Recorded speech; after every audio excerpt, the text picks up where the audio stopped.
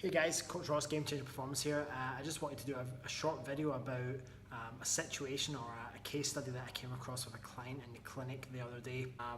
They go to CrossFit. Long story short, big imbalance between posterior chain and anterior chain, and essentially their coach told them that, don't bother using machines or cables because they're not functional. You don't need to use as many muscles now. A couple of things with that statement is, when you do free weights, yes, you have to recruit a lot more stabilizers to be able to perform that movement. However, if I have a client come to me, for example, and they've got a huge imbalance between front and back, and they are finding it difficult to, for example, build or contract their hamstring, to tell me then that for someone who needs to bring up their hamstring hypertrophy and ability to contract and recruit that muscle, you can't then tell me that a hamstring, say a prone hamstring curl machine, just an example, is not functional for that individual.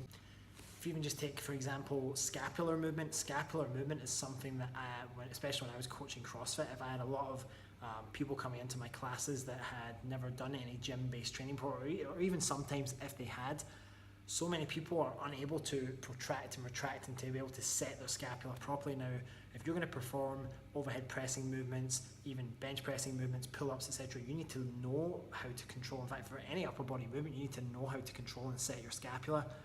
So if you're just going to get people doing kipping or just doing pull-ups or banded pull-ups, but you've never really taught them how to set and control and contract everything in and around their scapula, such as like the lower mid traps, just as an example, then that person is not likely going to make as quick progress as you would expect.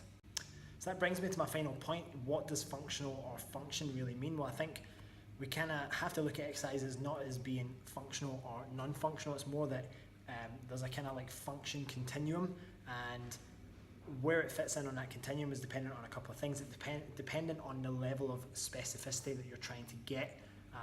Now, if you're playing a sport or you have the movement is very skill based, then it's more likely that you're going to have to perform something that is a lot closer to the specific movement you're trying to get better at. However, if you're looking for general adaptations such as building muscles, such as the ability to contract and maintain tension within a muscle, then to rule out cables or machines over free weights is a very myopic and limiting way to approach coaching and how to progress our clients.